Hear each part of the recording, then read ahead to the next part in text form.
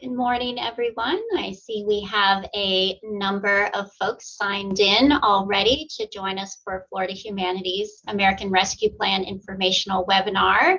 I'm Patricia Putman, the Associate Director here at Florida Humanities, and we'll just give it about one more minute for folks to sign in, and then we'll get going today. I will have two other staff members joining me for the presentation today, so we'll do introductions in just a minute. Again, the chat box is open. We have some documents that will be loading there, and also for you all to put your questions in live as we move through today. So we'll give it about 30 seconds more as a number of folks are still signing in, and then we'll get going.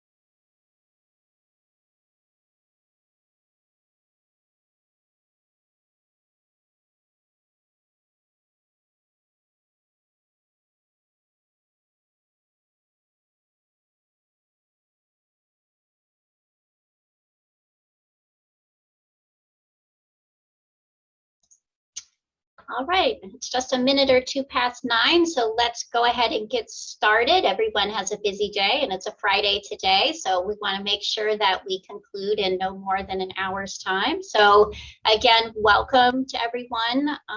Welcome to Florida Humanities American Rescue Plan informational webinar. As I said, I'm Patricia Putman. I'm the Associate Director at Florida Humanities, and I'll be your main contact for this grant opportunity.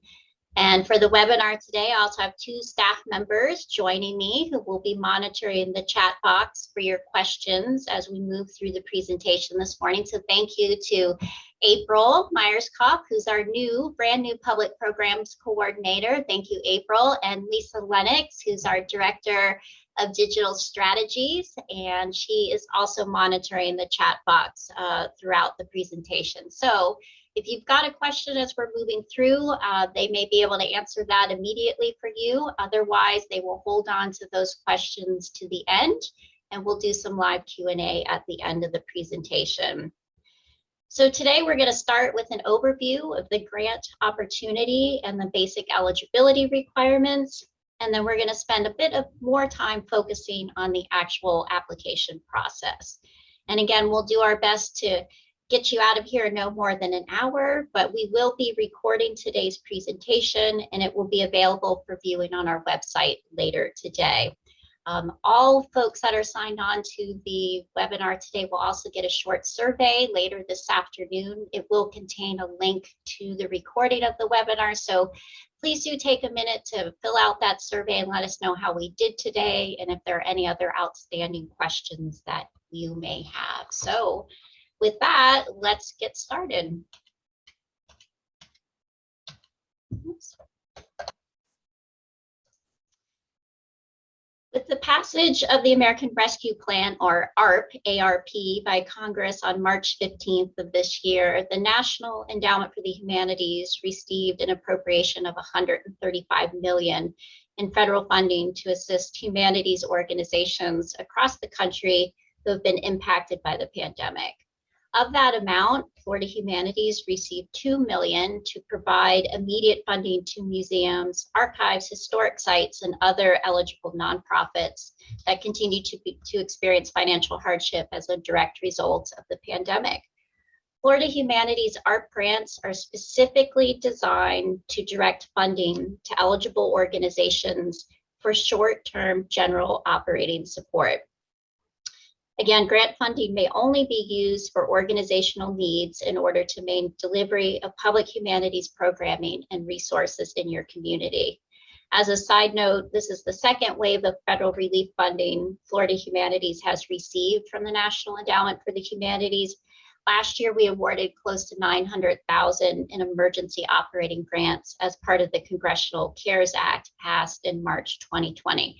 So I know several of you joining us today were a recipient of a CARES Act grant last year. And to quickly answer your question, yes, you are eligible to reapply for ARP grants this year.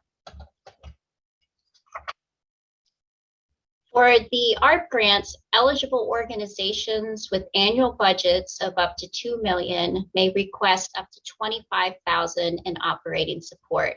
Of note, there is no cost share required as part of these grants.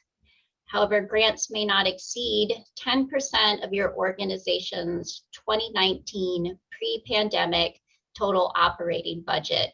And just so that you're aware, Florida Humanities does utilize GuideStar to review every applicant's nonprofit profile, including verification of your nonprofit status, your current standing with the IRS, and your annual operating budget size. If your GuideStar information is incomplete, we will be in contact with you as we may need some additional information from your organization. With this granting program, we do reserve the right to award full or partial funding to all organizations based on the total amount of requests received. So please only apply what your organization truly needs and can justify in your budget narrative, because funding is limited and we want to provide support for as many eligible organizations as possible across Florida. All approved applicants will receive a 9-month contract period beginning on November 1st of this year through July 31st of next year. But do note that you also can include eligible pre-award cost in your request dating back to March 15th of this year. And we'll discuss that in a little bit more detail later in the presentation and when we talk about the application budget. Florida Humanities ARP grants are intended to reach a broad network of small to mid-sized organizations located in both urban and rural communities across Florida and which serve diverse constituents. In order to be considered eligible for funding, all applicants must meet these two primary criteria. One, your organization's mission must be humanities focused, or you are able to demonstrate that your organization has a substantial track record of regularly occurring public humanities work. In a moment, we'll get to a working definition of what are the humanities, as that is sometimes confusing for our applicants. The second crucial criteria is that you must be able to demonstrate that your organization continues to experience financial hardship as a direct result of the pandemic. And we'll also discuss that in a minute, what types of factors constitute financial hardship. Due to federal regulations, all applicants must also meet the following requirements in order to be eligible for support. Your organization must be organized as a nonprofit as reported to the IRS with an EIN number. You must be registered as a nonprofit operating in Florida. All applicants must have a current DUNS number at the time of application. For some of you who have previously received funding from Florida Humanities, you were also required to be registered in sam.gov. Please note that sam.gov registration is not required for ARP grants, but all organizations must have a current DUNS number at the time of application. And all organizations must certify that they have not been suspended, debarred, or delinquent in federal debt. I want to go over two eligibility criteria that are of note because they are different from the CARES Act relief grants that we awarded last year. This year, humanities-focused cultural agencies that are a part of a state or local government department are eligible to apply. This is different from the CARES grant last year. And while colleges and universities and academic departments are still ineligible for this round of relief funding, we are now accepting applications from public-facing humanities centers, museums, libraries, archives, and university presses that are associated with a college or university, So if your organization falls into one of these two categories, Please be sure to provide the operating budget for just your agency and not the larger college or university budget or a city or county budget if your organization is attached to that in your city or county budget. And again, we'll go through this quickly, a quick review of ineligible applicants for our art grants, individuals, for-profit organizations, foreign entities, applications from a fiscal agent or a fiscal sponsor, organizations with a budget of more than $2 million, political or advocacy organizations, public, private, or parochial schools. And then the last category, unfortunately, public libraries and arts organizations are not eligible for Florida Humanities art funding. The American Rescue Plan included federal funding for numerous agencies across Florida, including the Florida Department of State, Division of Cultural Affairs, and the Florida Division of Library and Information Services. So to ensure that funding is distributed equitably, public libraries and organizations whose missions are more closely aligned with the fine and performing arts and do not regularly present public humanities programming are ineligible for Florida Humanities art grants. Those agencies should apply directly to either the Florida Department of State Division of Cultural Affairs for fine and performing arts organizations, and public libraries should direct their efforts to the Florida Division of Library and Information Services for relief funding through the American Rescue Plan. And you can find links to both of those grant opportunities right on our website.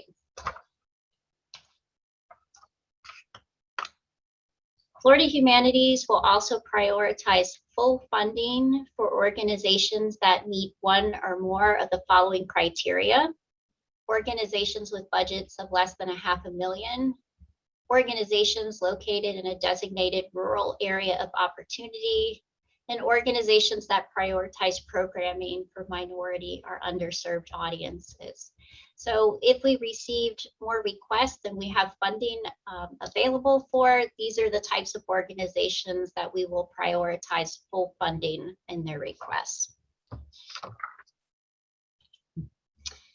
So let's come back for a minute to our first eligibility requirement that stipulates that an organization's mission must be humanities focused or can demonstrate a substantial track record of regularly occurring public humanities work. So how do we define the humanities? This is an ongoing question that we all receive every day here in our office. So the National Endowment for the Humanities includes disciplines such as history and literature, philosophy and sociology, archaeology, ethics, history and criticism of the arts, in their kind of working definition of the humanities. But Florida Humanities believes that the public humanities occur when all of these various disciplines are used to help us foster community engagement and really develop a better understanding of ourselves, our neighbors, and the world around us. They're a launching point for exploring our heritage, traditions, and history, as well as our shared values and experiences. So what does that actually look like? The public humanities can come in all shapes, sizes, and formats. Some examples are included here on the screen, including interpretive exhibitions, dialogue and discussion series, heritage signage, public walking tours, panel discussions, oral histories, and other types of similar projects. So if your organization is regularly presenting these types of programs on an annual basis for your community, then the humanities are part of your work. So now that we've kind of walked through the basic eligibility requirement, I wanted to actually spend a little bit more of our time today on the actual application process. So the first place everyone needs to start is our grant webpage, which is at floridahumanities.org/ARP. So most of you have probably already visited the site, but if you haven't, you need to start there and download 2 very important documents before you begin the application process. And if you take away anything from today's presentation, I hope it's this. So on the floridahumanities.org/ARP website, you can navigate to the grants resources section and you'll find two really important PDF documents. The first is our grant guidelines, which cover in more detail all of the eligibility requirements that we just discussed, as well as additional information about the application process. And the second is the application preview. And this PDF is a snapshot of the actual online application form and each of its components. So I recommend that everybody today go on the website, download these two PDF documents and review them before you contact staff with any remaining questions. More likely than not, most of your questions will be answered through one of these two documents. So after reviewing both of those and you've determined that you meet the general eligibility requirements, then you're ready to apply. Florida Humanities only accepts applications online. We do not accept paper applications. So you'll need to navigate to our grants portal, which is located at floridahumanities.org/apply. And there is a link to the portal right on the ARP grants webpage if you forget the specific address. Once you're on the landing page for our grants portal, you'll be asked to enter your login and password. So many of you have applied for funding from us previously, so please use your existing login and password.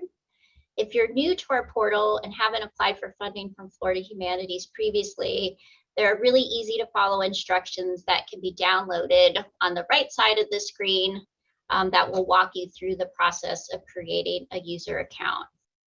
If you've logged in before and you've forgotten your password, you can click on the link on this page to have your password reset and sent to you via email.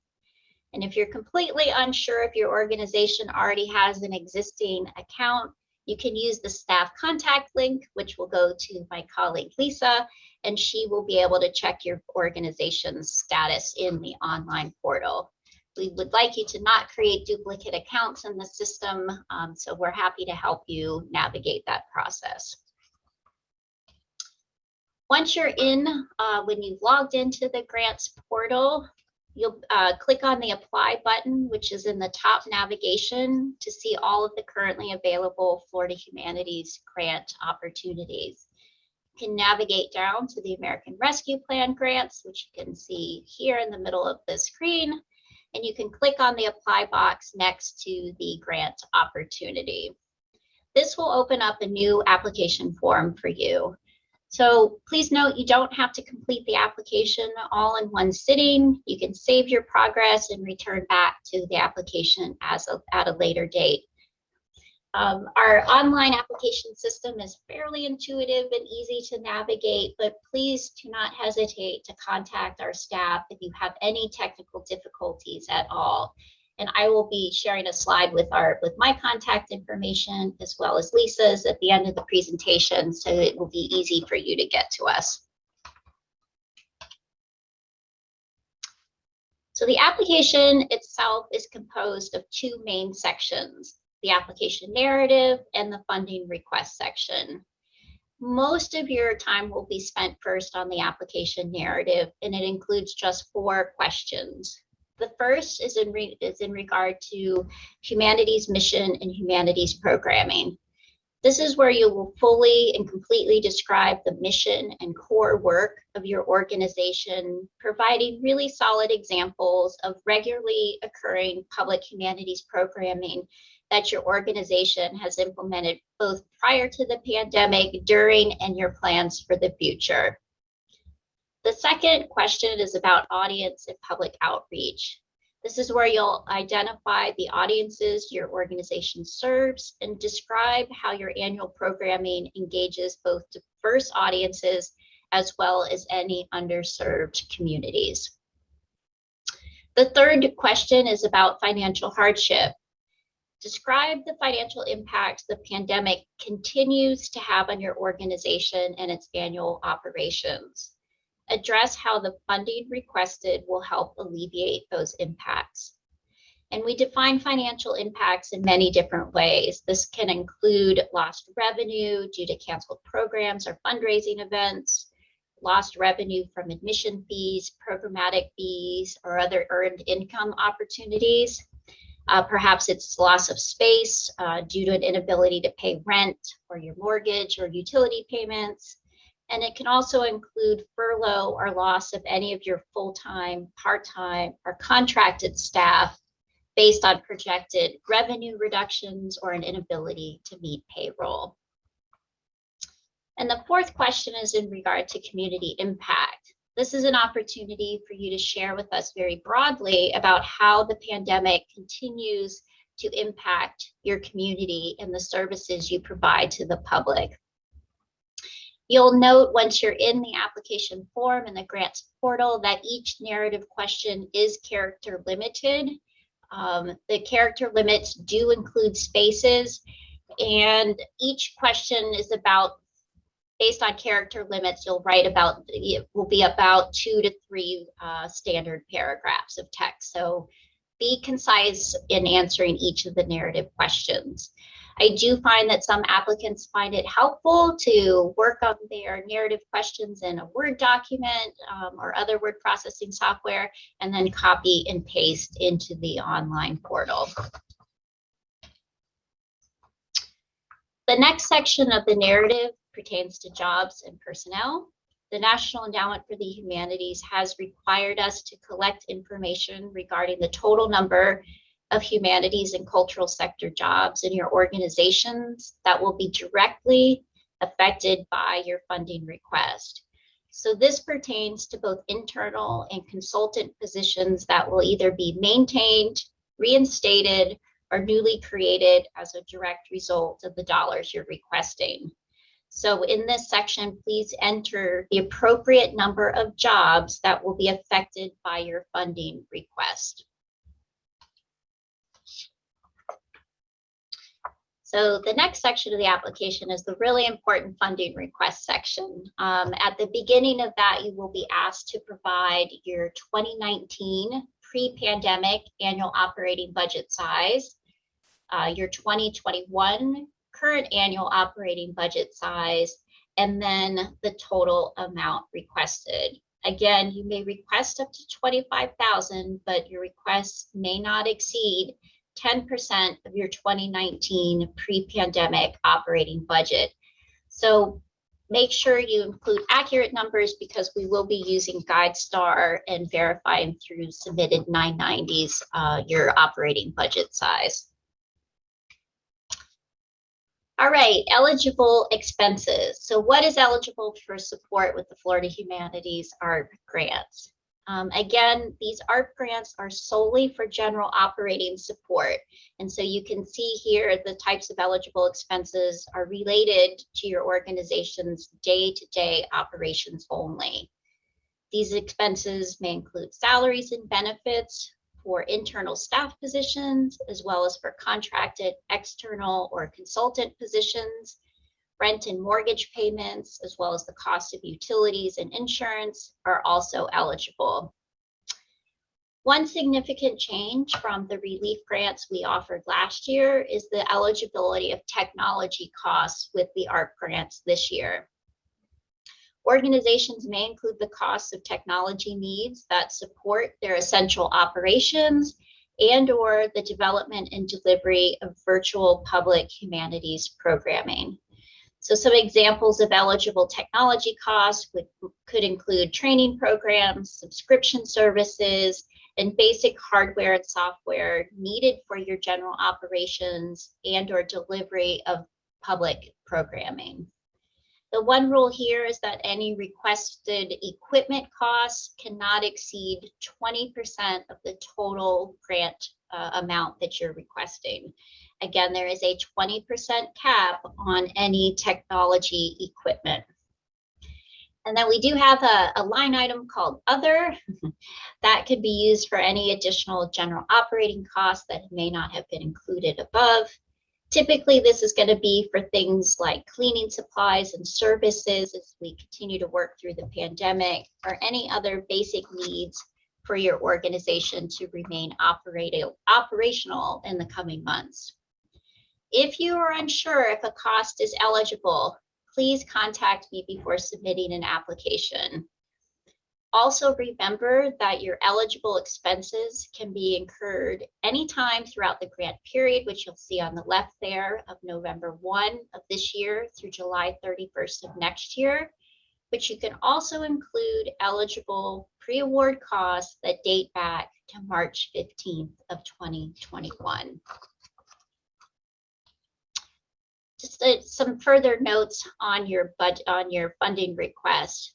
Please, again, only ask for what you need. We have a limited pool of dollars available and a very large state to serve with a number of really deserving organizations. So please focus on just what your organization needs. You will be required to provide a short description for each of your eligible expenses and the time frame for which those expenses were calculated and when they will be expended. So I want to show you a couple examples of what that will look like in your actual application form.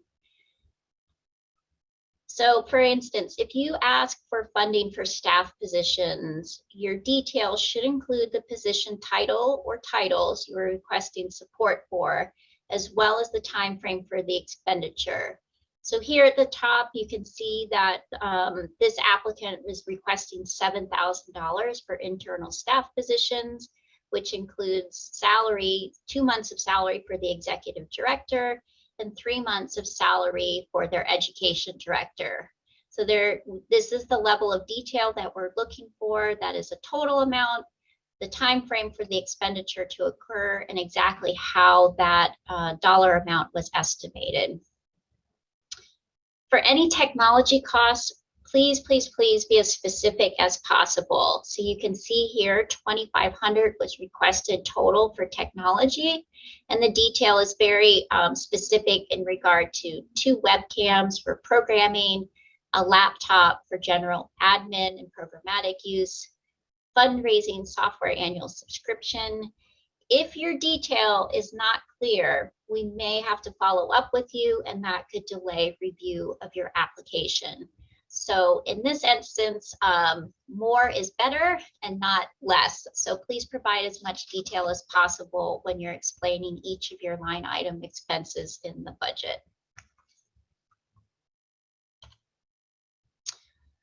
And that is the application process in a nutshell. Some kind of final submission tips as you're completing your application. Please review it thoroughly before hitting submit. Once you hit the submit button and the application comes to Florida Humanities, you will not be able to make any further changes. There is a button in your application form that you can press to save a PDF copy of your completed application. I recommend that you do that so you have it as reference, easy reference down the road.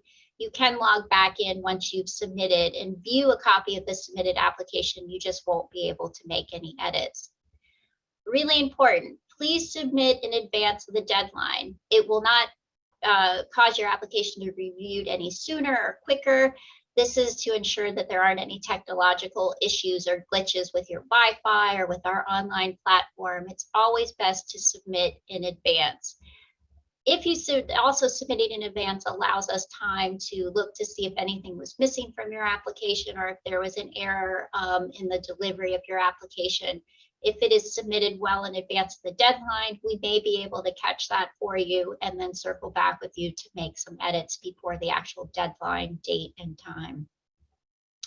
Do confirm that your DUNS number is active. Again, we can't process an application or award any funding if you do not have a current and active DUNS number. There is a link in the application form to the DUNS website. I believe it can sometimes take a few days to process, so please do that right away if you do not have an active DUNS account. Really important, please confirm that your project director's contact information is accurate. So the section of the application where you're inputting the name, email address, phone number for the project director who's responsible for the management of this grant, please be sure it is up to date and accurate. We will really only be communicating with our applicants and then our awarded grantees via email. It's an entirely electronic process. including contracts, which will be sent electronically to the project director's email. So any discrepancies there will result in a delay in processing of an award. And finally, make sure you get a confirmation email after you hit submit. So once you hit submit on your application, you should automatically receive a confirmation email in your inbox. If you don't see that, let me know and we'll help resolve that issue. Just a quick note on what the review process looks like. All eligible proposals will be competitively reviewed by a team of evaluators after the application deadline. That team includes members of the Florida Humanities staff, current and former Florida Humanities board members, and expert humanities scholars that have previously served as panelists for Florida Humanities grant review. The job of our evaluators is to look at each proposal on the merits of the two primary eligibility requirements, which we noted previously. The first of which, again, is the strength of the organization humanities mission and annual public humanities programming. And the second is the organization's ability to demonstrate continued financial hardship as a direct result of the pandemic. Some key dates to keep in mind. Again, the application deadline is noon Eastern on September 1st. Again, noon Eastern on September 1st. Unfortunately, we cannot accept any late applications after the deadline. So if you wait till the last minute and your Wi-Fi or internet connection goes down and you can't hit submit, I'm sorry, we won't be able to accept that proposal after the noon deadline. As proposals come in, they go out to evaluators, so we're not able to take anything late. Funding notification is expected to go out the week of October 18th. If we find that we're in a delay because we have so many applications to process, we will send out a notification email letting you know what date you will find out if you've received funding or not. And again, for awarded grants, the contract period will be November 1 of this year through July 31st of next year. Please note that all approved applicants will be required to submit a final report within 30 days of the final expenditure of all grant funds or the grant closing date of July 31st, 2022, whichever occurs first. And more detailed information about final reporting will be provided to all approved applicants in the contract process. So I know we've been taking some questions in the chat as we've been going through. I can see a bunch of activity there, but I want to just quickly go through some common questions before I have my colleagues join me with some live Q&A. These are just a few questions that have been coming into the office the last couple weeks, so I want to go through them as they might address some of those that have been coming through in the chat this morning. The first is, will staff review a draft application and provide feedback? Unfortunately, no, our staff is not able to read an entire draft application and provide you directed feedback. We are, however, entirely happy to answer very specific questions regarding eligibility requirements, or if you have a question about whether an expense is eligible or not, please call or email me. I recommend email as the primary way to get in touch, but we cannot provide feedback on an entire draft application. The second question is, my organization is new and we don't have nonprofit status and or an operating budget yet. Can we still apply? Unfortunately, no. We do need to have, your organization has to have been established at least from 2019 on, so that we can understand the scope of your public humanities programming pre-pandemic as well as moving forward. So you have to be established as a nonprofit operational in Florida since 2019 in order to be eligible to apply. The third question is, we aren't located in Florida, but we do some programming in Florida. Are we eligible? And again, the answer, unfortunately, is no. You must be registered in Florida as a nonprofit and doing your work in our state to be eligible for a Florida Humanities ARP grant. I think we hit this one earlier. My organization received a Florida Humanities CARES grant last year. Am I eligible to apply? The answer is yes, but don't assume that just because you received a CARES grant last year that you will automatically be receiving renewed funding this year. Your application will be competitively reviewed with the entire pool that comes in again this year. Can Florida Humanities art grants be used for programmatic cause? No. Art grants, Florida Humanities art grants are solely for general operating support. If you have a one-time or special program or project that is based in the humanities and for which you're seeking support, please consult our website and review our community project grant program. Those grants are specifically designed to support public programming, and we do have upcoming deadlines on the calendar. The next question, my organization has a current Florida Humanities Community Project Grant or other funding. Am I eligible to apply for an art grant? And yes, as follow-up to that previous question, organizations are eligible to apply for and receive both types of grants from Florida Humanities concurrently, as long as none of the funding expenses, the funding requested, overlaps. So you just cannot apply dollars from both grants to the same expenses. And just a few final questions here before we move on to Q&A. Our organization has applied for pandemic relief funding from other sources. Can I still apply for a Florida Humanities art grant? The answer is yes. There are many other sources of relief funding out there, including American Rescue funds provided by other grant makers other than just Florida Humanities. My recommendation is to please check the eligibility requirements for each grant maker, as rules and regulations vary. As part of our application process, you will be required to respond to a brief narrative question that details all of the other pandemic relief support that your organization has either applied for or has received. So the key here is that for any funds you have received and pandemic relief funding that you've received, whether they're federal funds, state funds, or from a private grant maker, the expenses supported just may not overlap. So you can have multiple grants for relief, pandemic relief, but you can't apply dollars from multiple sources to the same expenses. Are there other funding opportunities we should be aware of? Of course, there's lots of grant funding opportunities available from the local to the national level for pandemic relief. I believe the National Endowment for the Humanities will be offering their own American Rescue Plan grants at the national level soon. So I encourage you to check their website. But I highly recommend that you check in with your local community foundation, as they're a great clearinghouse for the availability of grant funding on the local level. And the best question I think here is, how do I get in touch with staff with other questions?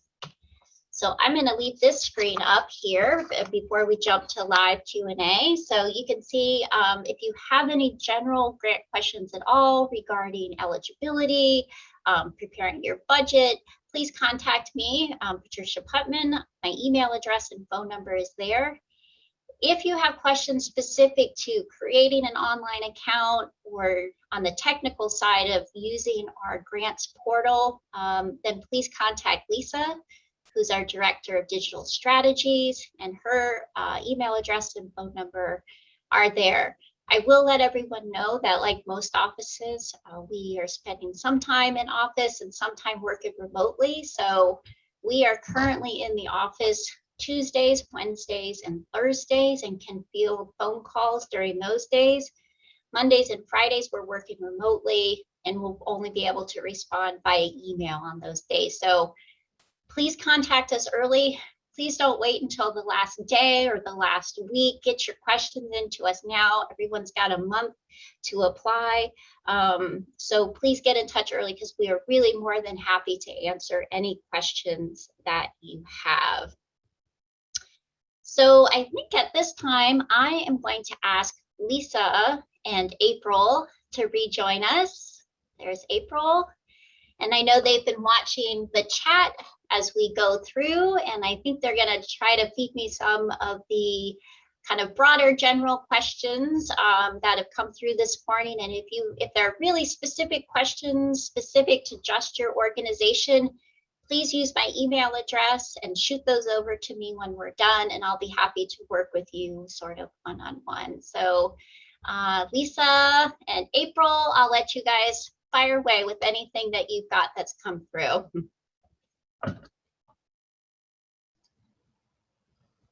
Can everybody hear me okay? Okay, great. So we had kind of a first general question from Monica at the Key West Art and Historical Society, and she wants to know that as an organization offering programming in both arts and the humanities, are they eligible to apply?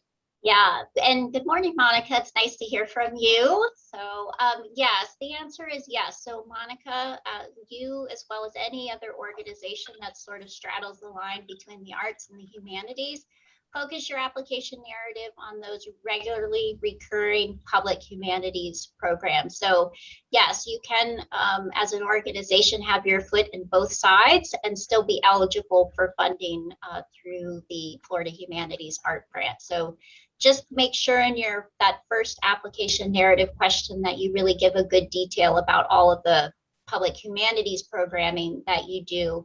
And you can also mention the more art side of what you do as well. Great question, thank you. So we have another one, April or Lisa? I have one for our operating budget. We are a very small organization. They have a volunteer staff. Can we use in-kind time and effort as part of our operating budget? No, your operating budget must align with what you submit to the IRS. So what we're looking for is on your 2019, 2020, your 990 that you filed with the IRS. Some of you with the smallest of small budgets will submit a short operating form. So it needs to be your total expenses, income and expenses for your fiscal year. So in-kind would not play into that. But good question, thank you. Yeah, I have a similar budget question from Karen Grace, and she wants to know if we're going to be looking at the 2019 budget in total or just the 2019 income statement. Similarly, she wants to know, are we going to be looking at expenses only or revenue plus expenses? The answer is all of the above. So what Florida Humanities, like most grant makers, we utilize GuideStar, which is a really wonderful system for us to that collects information about nonprofit organizations all over the world. And so we utilize that, as I said earlier, to check your nonprofit status. It also directly links us to your most recently filed 990 form. So sometimes an organization's 990 won't show up in GuideStar for various reasons. So when it does, we'll look at sort of the first page of your 990 that shows your total income and expenses, and we will make sure that that aligns with the total operating budget size that you've input into your application. And if there's any major discrepancies, you'll probably hear from me. If it's pretty closely aligned, then there won't be any issues. So focus on what you've submitted with your 990 and be as close as possible to those numbers. Patricia, what if an organization is on an extension of time to complete their 990? Oh, that's a really good question. The one that we're most focused on is 2019. So if you're still on extension from 2019, then there's an issue. So current year, they might be on an extension for filing. We're really looking at most specifically the 2019 operating budget size, because that's the amount from which you're going to base your total requests. So your request can't be more than 10% of that 2019 budget. Okay. I have another question from Vicky, and she wants to know if replacement of existing staff positions will be considered a greater need than creating a new position under the budget. Great question, Vicki. Thank you for that. Both equally important. So we understand that organizations over the last year have had to furlough some staff members, and hopefully they're going to be able to try to bring them back. These grant funds are a great way to do that. But we also understand that organizations have had to pivot in the way that they work and are looking to perhaps bring on a new position to help them with virtual programming or public outreach in different ways. So there is no weight to one over the other. Just make a case for it in your application narrative, why you really need funding for that position covered. So it's more about your immediate needs, and we will not look at one more favorably than the other. Great question. Thank you. Patricia, if an organization does not, the question is, our organization has moved away from GuideStar because of their charges and uses a different system. Mm-hmm. We've always submitted our info into GuideStar through the foundation and are now on their system instead. Okay. Can you use their system to verify, or do I have to duplicate all my info into the GuideStar system? No. So if for some reason we cannot access a GuideStar report for your organization, you'll get a follow-up call from me. So I'll just be circling around with those organizations and asking you to provide me most likely with a copy of your 2019 annual operating budget and or your 990 from 2019. We got a question from the Florida Holocaust Museum. Their 2019 annual budget was over $2 million, but they are over $2 million for this current year. Are they still eligible? If your budget is over $2 million in 2019, then you are ineligible. So we are looking, that budget limit applies to 2019. Sorry, guys, I'm just trying to keep up with the running Q&A as well. A lot of questions. Well, yeah. I'm watching the time, so we have about 15 minutes, so we'll just keep going for the next 15 minutes, and so yeah, so I have one question that came up in the chat a little while ago from Frank, and he wants to know about does pre-November 1st expenses like rent need to be separated out in some way from the 9-month period? So do you need to indicate monetarily which will go, what will go? So what? I'm gonna flip back a couple screens to this one. So great question. So I would say yes. So if you're gonna include pre-award costs dating back to the middle of March, which is completely eligible, then for mortgage, I would do similar to what you see here, for instance, with the executive director's salary. So you can see the date range to which this sample applicant is applying those salary costs, June to July of 21.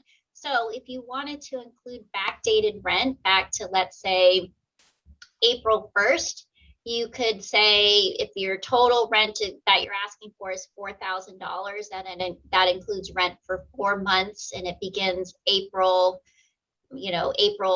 May, June, July, just put that date range in your detailed description. So that is very, very helpful for us to see that. The date ranges, the time frame is what we're looking for in your detail, so we can see that the expenses don't start any sooner than March 15th of this year and don't go any later than July 31st of 2022. And as well, we just have a couple of questions in the chat, or excuse me, in the Q&A section that have to do with individual eligibility. So I wondered if you could go over some general guidelines for eligibility as well for organizations. So what's the specific question, April? Are municipal agencies eligible? Oh, municipal agencies. So if I'm understanding correctly, you might need to, the person with the question might need to give a little more detail. But for instance, there are some historical societies and museums that are linked to their city and or county, and they are part of a city or a county budget. Last year with our CARES grants, city and county agencies were ineligible, and therefore those types of agencies could not apply for funding, but this year they can.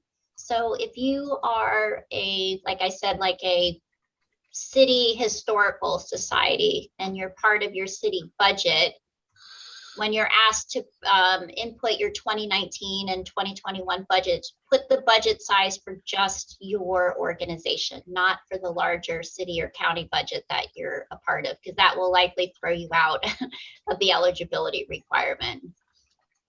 Is that, April, is that what you think they were asking? Yeah, we've had a couple more questions about individual eligibility, so I'm trying to get through those as well. But I know Lisa probably has a couple more questions too. Let's see. These are all really great questions, so I appreciate it. I do have one. I gotta find it. There's lots. Good. More questions are good. So I'm going to go back to our contact information here while we field these. And again, if you have a really specific question to just your organization, use those email addresses to send those to us after the webinar, and I will follow up with you individually. Okay, here's a question, Patricia, from Lori. Can grant funds be used to pay artists, directors, and technical staff?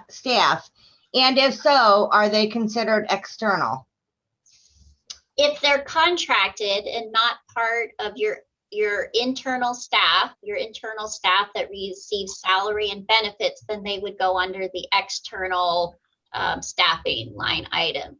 So again, if they're artistic staff, you need to make a solid case in your narrative that your organization is doing public humanities programming.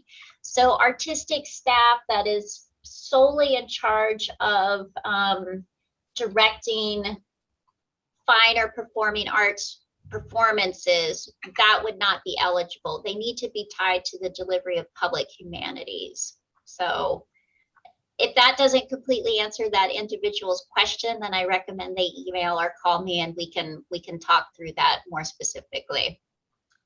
Yeah, and I have another question here, kind of about on the same lines as the previous question is, can the applicant request funding for strategic planning services that will be aligned to abating COVID losses and sustainability, including succession planning and contingency reserve programs? Absolutely, and that's a great use of these grant funds. So I would recommend that you put those strategic planning services under external or consultants. That's where that would go. So reference that request in your application narrative, because these dollars are not only intended to help organizations get through the now, but help them plan for the future. So strategic planning, helping your organization re-envision what you do, how you work, how you engage with your communities is a really great use of these American Rescue Plan dollars from Florida Humanities. So really good question, April. Thank you for that one.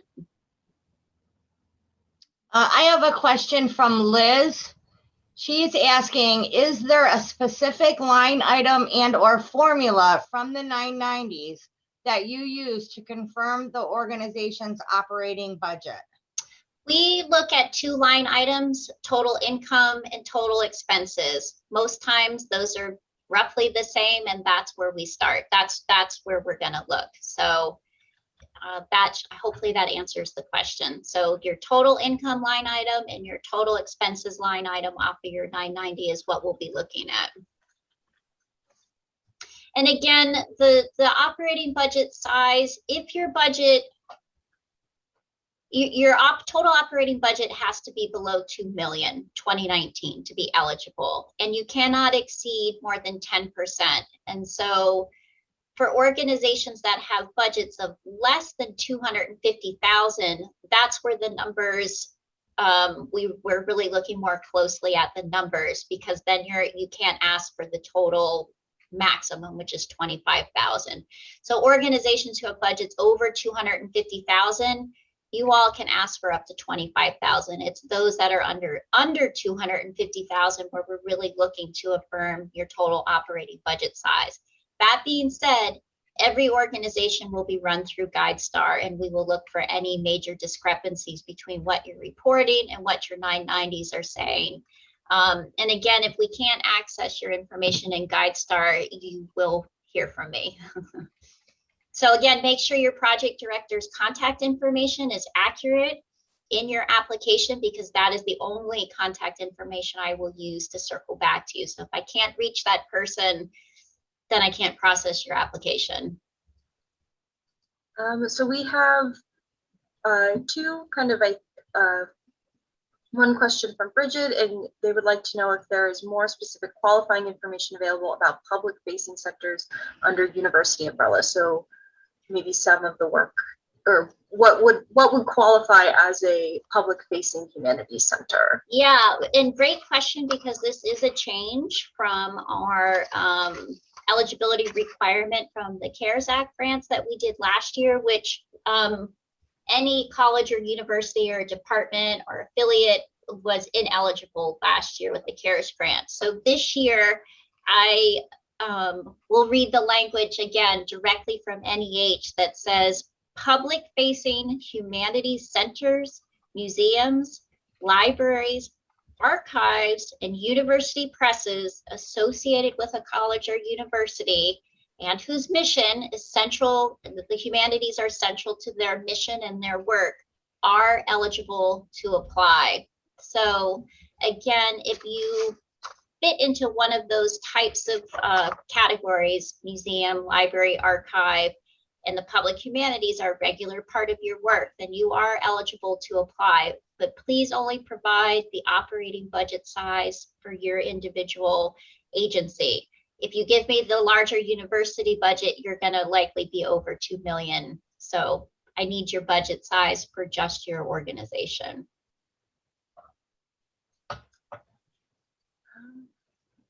And again, if you're still confused on that one, just shoot me an email and I will get right back with you.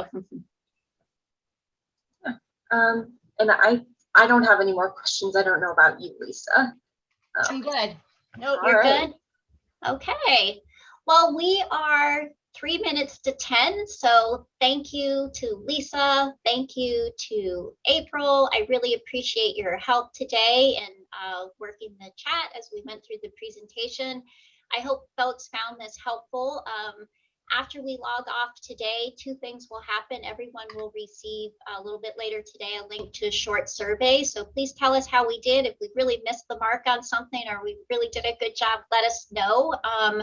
Lisa will also be making this video of today's presentation available on our website later today, and you should be getting a link to that as part of your email that also asks you to complete our survey. So please share that. Share the video with organizations you're familiar with and you think they need to apply. So we will make that available. And again, please use the contact information for myself and Lisa. We're here to help you. Please don't wait until September 1st to get a hold of us, but we are here to help you and to answer any and all questions that you have about the Florida Humanities American Rescue Plan grant. So again, thank you to my staff members, April, Lisa, and I hope everyone has a great weekend. Thank you so much.